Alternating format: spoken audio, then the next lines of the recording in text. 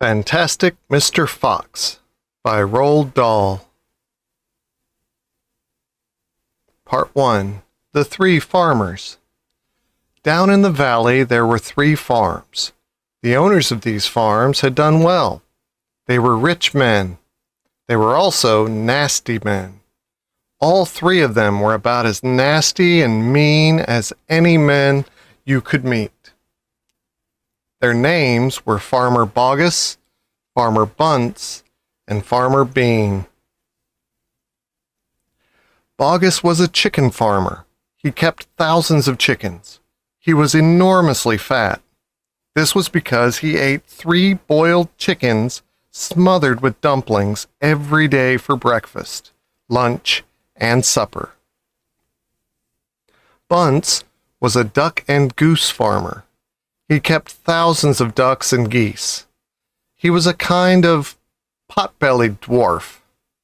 He was so short his chin would have been underwater in the shallow end of any swimming pool in the world.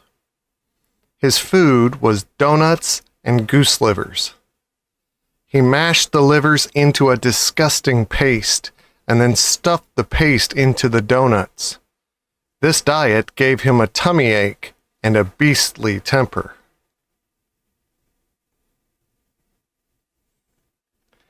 Bean was a turkey and apple farmer. He kept thousands of turkeys in an orchard full of apples. He never ate any food at all. Instead, he drank gallons of strong cider, which he made from the apples in his orchard. He was as thin as a pencil and the cleverest of them all. Boggis and Bunce and Bean, one fat, one short, one lean.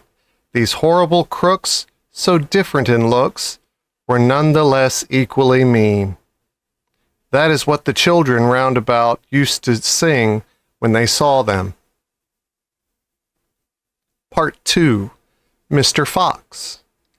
On a hill above the valley there was a wood. In the wood there was a huge tree. Under the tree there was a hole. In the hole lived Mr. Fox and Mrs. Fox and their 4 small foxes. Every evening, as soon as it got dark, Mr. Fox would say to Mrs. Fox, "Well, my darling, what shall it be this time? A plump chicken from Boggis, a duck or a goose from Bunce, or a nice turkey from Bean?" And when Mrs. Fox had told him what she wanted, Mr. Fox would creep down into the valley in the darkness of the night and help himself. Boggis and Bunce and Bean knew very well what was going on, and it made them wild with rage. They were not men who liked to give anything away. Less still did they like anything to be stolen from them. So every night, each of them would take his shotgun and hide in a dark place somewhere on his own farm, hoping to catch the robber. But Mr. Fox was too clever for them. He always approached a farm with the wind blowing in his face, and this meant that if any man were lurking in the shadows ahead, the wind would carry the smell of that man to Mr. Fox's nose from far away. Thus, if Mr. Boggis was hiding behind his chicken house number 1, Mr. Fox would smell him out from 50 yards off and quickly change direction, heading for chicken house number 4 at the other end of the farm. "Dang and blast that lousy beast!" cried Boggis. "I'd like to rip his guts out," said Bunce. "He must be killed," cried Bean. "But how?" said Boggis. "How on earth can we catch the blighter?"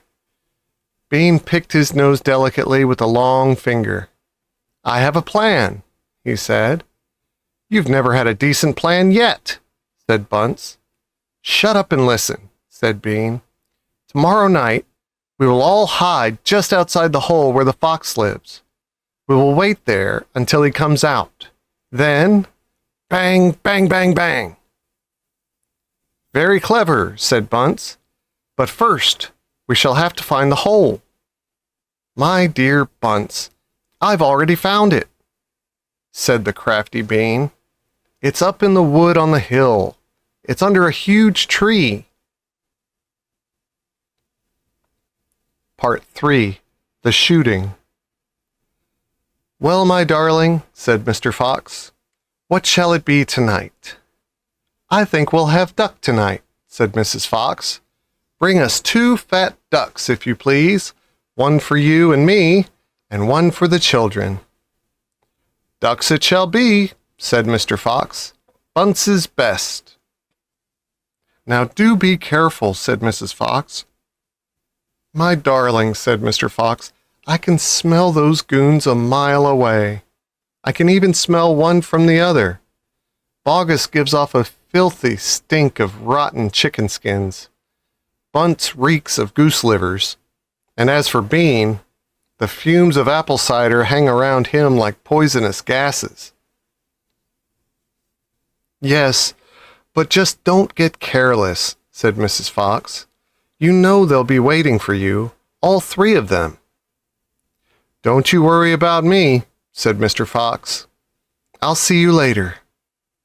But Mr. Fox would not have been quite so cocky had he known exactly where the 3 farmers were waiting at that moment. They were just outside the entrance to the hole, each one crouching behind a tree with his gun loaded. And what is more, they had chosen their positions very carefully, making sure that the wind was not blowing from them towards the fox's hole. In fact, it was blowing in the opposite direction. There was no chance of them being smelled out. Mr. Fox crept up the dark tunnel to the mouth of his hole. He poked his long, handsome face out into the night air and sniffed once. He moved an inch or 2 forward and stopped. He sniffed again. He was always especially careful when coming out of his hole. He inched forward a little more. The front half of his body was now in the open. His black nose twitched from side to side, sniffing and sniffing for the scent of danger. He found none, and he was just about to go trotting forward into the wood when he heard, or thought he heard, a tiny noise, a soft rustling sound, as though someone had moved a foot ever so gently through a patch of dry leaves. Mr. Fox flattened his body against the ground and lay very still. His ears pricked. He waited a long time, but he heard nothing more. It must have been a field mouse, he told himself, or some other small animal. He crept a little further out of the hole, then further still. He was almost right out in the open now. He took a last careful look around. The wood was murky and very still. Somewhere in the sky, the moon was shining. Just then, his sharp night eyes caught a glint of something bright behind a tree not far away. It was a small silver speck of moonlight shining on a polished surface. Mr. Fox lay still, watching it. What on earth was it? Now it was moving. It was coming up and up. Great heavens! It was the barrel of a gun! Quick as a whip, Mr. Fox jumped back into his hole, and at that same instant, the entire wood seemed to explode around him. Bang, bang, bang, bang, bang, bang! The smoke from the 3 guns floated upward in the night air. Boggis and Bunce and Bean came out from behind their trees and walked towards the hole. "Did we get him?" said Bean. One of them shone a flashlight on the hole, and there on the ground, in the circle of light, half in and half out of the hole, lay the poor, tattered, blood-stained remains of a fox's tail. Bean picked it up. "We got the tail, but we missed the fox," he said, tossing the thing away. "Dang and blast," said Boggis. "We shot too late. We should have let fly the moment he poked his head out." "He won't be poking it out again in a hurry," Bunce said. Bean pulled a flask from his pocket and took a swig of cider. Then he said, It'll take 3 days at least before he gets hungry enough to come out again. I'm not sitting around here waiting for that. Let's dig him out." "Ah," said Boggis, "now you're talking sense. We can dig him out in a couple of hours. We know he's there." "I reckon there's a whole family of them down at that hole," Bunce said. "Then we'll have the lot," said Bean. "Get the shovels." Part 4. The Terrible Shovels. Down the hole, Mrs. Fox was tenderly licking the stump of Mr. Fox's tail to stop the bleeding. "It was the finest tail for miles around," she said between licks. "It hurts," said Mr. Fox. "I know it does, sweetheart, but it'll soon get better." "And it will soon grow again, Dad," said one of the small foxes. "It will never grow again," said Mr. Fox. "I shall be tailless for the rest of my life." He looked very glum.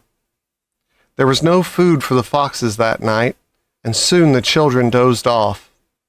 Then Mrs. Fox dozed off, but Mr. Fox couldn't sleep because of the pain in the stump of his tail. "Well," he thought, "I suppose I'm lucky to be alive at all. And now they've found our hole. We're going to have to move out as soon as possible. We'll never get any peace if we—" What was that? He turned his head sharply and listened. The noise he heard now was the most frightening noise a fox can ever hear. The scrape, scrape, scraping of shovels digging into the soil. "Wake up!" he shouted. "They're digging us out." Mrs. Fox was wide awake in 1 second. She sat up, quivering all over. "Are you sure that's it?" she whispered. "I'm positive. Listen." "They'll kill my children," cried Mrs. Fox. "Never," said Mr. Fox. "But, darling, they will," sobbed Mrs. Fox. "You know they will." Scrunch, scrunch, scrunch went the shovels above their heads. Small stones and bits of earth began falling from the roof of the tunnel. "How will they kill us, Mommy?" asked one of the small foxes. His round black eyes were huge with fright. "Will there be dogs?" he said. Mrs. Fox began to cry. She gathered her 4 children close to her and held them tight. Suddenly there was an especially loud crunch above their heads, and the sharp end of a shovel came right through the ceiling. The sight of this awful thing seemed to have an electric effect upon Mr. Fox. He jumped up and shouted, "I've got it! Come on! There's not a moment to lose! Why didn't I think of it before?" "Think of what, Dad?" "A fox can dig quicker than a man," shouted Mr. Fox, beginning to dig. "Nobody in the world can dig as quick as a fox." The soil began to fly out furiously behind Mr. Fox as he started to dig for dear life from his front feet. Mrs. Fox ran forward to help him. So did the 4 children. "Go downwards," ordered Mr. Fox. "We've got to go deep as we possibly can." The tunnel began to grow longer and longer. It sloped steeply downward. Deeper and deeper, below the surface of the ground it went. The mother and the father and all 4 of the children were digging together. Their front legs were moving so fast you couldn't see them. And gradually, the scrunching and scraping of the shovels became fainter and fainter. After about an hour, Mr. Fox stopped digging. "Hold it," he said. They all stopped. They turned and looked back up the tunnel they had just dug. All was quiet. "Phew," said Mr. Fox. "I think we've done it. They'll never get as deep as this. Well done, everyone." They all sat down, panting for breath, and Mrs. Fox said to her children, "I should like you to know that if it wasn't for your father, we should all be dead by now. Your father is a fantastic fox." Mr. Fox looked at his wife, and she smiled. He loved her more than ever when she said things like that. Part 5. The Terrible Tractors. As the sun rose the next morning, Boggis and Bunce and Bean were still digging. They had dug a hole so deep you could have put a house into it. But they had not yet come to the end of the fox's tunnel. They were all very tired and cross. "Dang and blast," said Boggis. "Whose rotten idea was this?" "Bean's idea," said Bunce. Boggis and Bunce both stared at Bean. Bean took another swig of cider, then put the flask back into his pocket without offering it to the others. "Listen," he said angrily, "I want that fox. I'm going to get that fox. I'm not giving in till I've strung him up over my front porch, dead as a dumpling." "We can't get him by digging, that's for sure," said the fat Boggis. "I've had enough of digging." Bunce, the little pot-bellied dwarf, looked up at Bean and said, "Have you got any more stupid ideas then?" "What?" said Bean. "I can't hear you." Bean never took a bath. He never even washed. As a result, his ear holes were clogged with all kinds of muck and wax and bits of chewing gum and dead flies and stuff like that. This made him deaf. "Speak louder," he said to Bunce, and Bunce shouted back, "Got any more stupid ideas?" Bean rubbed the back of his neck with a dirty finger. He had a boil coming there, and it itched. "What we need on this job," he said, "is machines, mechanical shovels. We'll have him out in 5 minutes with mechanical shovels." This was a pretty good idea, and the other two had to admit it. "All right, then," Bean said, taking charge. "Boggis, you stay here and see the fox doesn't escape. Bunce and I will go and fetch our machinery. If he tries to get out, shoot him quick." The long, thin Bean walked away. The tiny Bunce trotted after him. The fat Boggis stayed where he was with his gun pointing at the foxhole. Soon, 2 enormous caterpillar tractors with mechanical shovels on their front ends came clanking into the wood. Bean was driving one, Bunce the other. The machines were both black. They were murderous, brutal-looking monsters. "Here we go, then," shouted Bean. "Death to the fox," shouted Bunce. The machines went to work, biting huge mouthfuls of soil out of the hill. The big tree under which Mr. Fox had dug his hole in the first place was toppled like a matchstick. On all sides, rocks were sent flying and trees were falling, and the noise was deafening. Down in the tunnel, the foxes crouched, listening to the terrible clanging and banging overhead. "What's happening, Dad?" cried the small foxes. "What are they doing?" Mr. Fox didn't know what was happening or what they were doing. "It's an earthquake," cried Mrs. Fox. "Look," said one of the small foxes, "our tunnels got shorter. I could see daylight."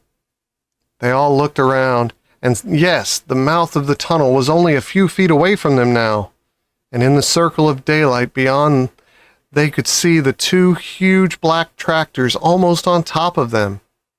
"Tractors?" shouted Mr. Fox. "And mechanical shovels? Dig for your lives! Dig, dig, dig!" Part 6. The Race. Now there began a desperate race, the machines against the foxes. In the beginning, the hill looked like this.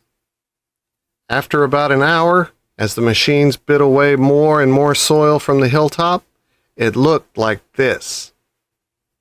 Sometimes the foxes would gain a little ground, and the clanking noises would grow fainter, and Mr. Fox would say, "We're going to make it. I'm sure we are." But then a few moments later, the machines would come back at them, and the crunch of the mighty shovels would get louder and louder. Once the foxes actually saw the sharp metal edge of one of the shovels as it scraped up the earth just behind them. "Keep going, my darlings," panted Mr. Fox. "Don't give up." "Keep going," the fat Boggis shouted to Bunce and Bean. "We'll get him any moment now." "Have you caught sight of him yet?" Bean called back. Not yet, shouted Boggis, but I think you're close. I'll pick him up with my bucket, shouted Bunce. I'll chop him to pieces.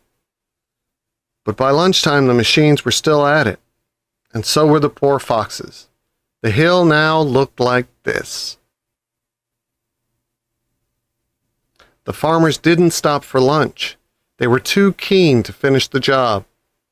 Hey there, Mr. Fox, yelled Bunce, leaning out of his tractor. We're coming to get you now. You've had your last chicken, yelled Boggis. You'll never come prowling around my farm again. A sort of madness had taken hold of the three men. The tall, skinny Bean and dwarfish, pot-bellied Bunce were driving their machines like maniacs, racing the motors and making the shovels dig at a terrific speed. The fat Boggis was hopping about like a dervish and shouting, "Faster, faster!" By 5 o'clock in the afternoon, this was what had happened to the hill. The hole the machines had dug was like the crater of a volcano. It was such an extraordinary sight that crowds of people came rushing out from the surrounding villages to have a look.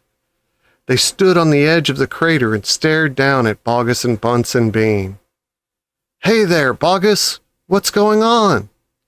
We're after a fox. You must be mad. The people jeered and laughed, but this only made the three farmers more furious and more obstinate and more determined than ever not to give up until they had caught the fox. Part 7. We'll never let him go. At 6 o'clock in the evening, Bean switched off the motor of his tractor and climbed down from the driver's seat. Bunce did the same. Both men had had enough. They were tired and stiff from driving the tractors all day. They were also hungry. Slowly they walked over to the small fox's hole in the bottom of the huge crater. Bean's face was purple with rage. Bunce was cursing the fox with dirty words that cannot be printed. Boggis came waddling up. Dang and blast that filthy, stinking fox, he said. What the heck do we do now? I'll tell you what we don't do, Bean said. We don't let him go. We'll never let him go, Bunce declared. Never, never, never, cried Boggis. Did you hear that, Mr. Fox? Yelled Bean, bending low and shouting down the hole. It's not over yet, Mr. Fox. We're not going home till we've strung you up dead as a dingbat. Whereupon the three men all shook hands with one another and swore a solemn oath that they would not go back to their farms until the fox was caught. What's the next move? Asked Bunce, the pot-bellied dwarf. We're sending you down the hole to fetch him up, said Bean. Down you go, you miserable midget. Not me, screamed Bunce, running away. Bean made a sickly smile. When he smiled, you saw his scarlet gums. You saw more gums than teeth. Then there's only one thing to do, he said. We starve him out. We camp here day and night watching the hole. He'll come out in the end. He'll have to. So Boggis and Bunce and Bean sent messages down to their farms, asking for tents, sleeping bags, and supper. Part 8. The foxes begin to starve. That evening, 3 tents were put up in the crater on the hill. One for Boggis, one for Bunce, and one for Bean. The tents surrounded Mr. Fox's hole, and the 3 farmers sat outside their tents eating their supper. Boggis had 3 boiled chickens smothered in dumplings. Bunce had 6 donuts filled with disgusting goose liver paste. And Bean had 2 gallons of cider. All 3 of them kept their guns beside them. Boggis picked up a steaming chicken and held it close to the fox's hole. Can you smell this, Mr. Fox? He shouted. Lovely, tender chicken. Why don't you come up and get it? The rich scent of chicken wafted down the tunnel to where the foxes were crouching. "Oh, Dad," said one of the small foxes, "couldn't we just sneak up and snatch it out of his hand?" "Don't you dare," said Mrs. Fox. "That's just what they want you to do." "But we're so hungry," they cried. "How long will it be till we get something to eat?" Their mother didn't answer them, nor did their father. There was no answer to give. As darkness fell, Bunce and Bean switched on the powerful headlamps of the two tractors and shone them on to the hole. "Now," said Bean, "we'll take it in turn to keep watch. One watches while two sleep, and so on all through the night." Boggis said, "What if the fox digs a hole right through the hill and comes out on the other side? You didn't think of that one, did you?" "Of course I did," said Bean, pretending he had. "Go on, then. Tell us the answer," said Boggis. Bean picked something small and black out of his ear and flicked it away. "How many men have you got working on your farm?" he asked. 35, Boggis said. "I've got 36, Bunce said. "And I've got 37, Bean said. "That makes 108 men altogether. We must order them to surround the hill. Each man will have a gun and a flashlight. There will be no escape then for Mr. Fox." So the order went down to the farms, and that night 108 men formed a tight ring around the bottom of the hill. They were armed with sticks and guns and hatchets and pistols and all sorts of horrible weapons. This made it quite impossible for a fox, or indeed for any other animal, to escape from the hill. The next day, the watching and waiting went on. Boggis and Bunce and Bean sat upon small stools, staring at the fox's hole. They didn't talk much. They just sat there with their guns on their laps. Every so often, Mr. Fox would creep a little closer towards the mouth of the tunnel and take a sniff. Then he would creep back again and say, "They're still there." "Are you quite sure?" Mrs. Fox would ask. "Positive," said Mr. Fox. "I can smell that man Bean a mile away. He stinks." Part 9. Mr. Fox has a plan. For 3 days and 3 nights, this waiting game went on. "How long can a fox go without food or water?" Boggis asked on the 3rd day. "Not much longer now," Bean told him. "He'll make a run for it soon. He'll have to." Bean was right. Down in the tunnel, the foxes were slowly but surely starving to death. "If only we could have just a tiny sip of water," said one of the small foxes. "Oh, Dad, can't you do something? Couldn't we make a dash for it, Dad? We'd have a little bit of a chance, wouldn't we?" "No chance at all," snapped Mrs. Fox. "I refuse to let you go up there and face those guns. I'd sooner you stay down here and die in peace." Mr. Fox had not spoken for a long time.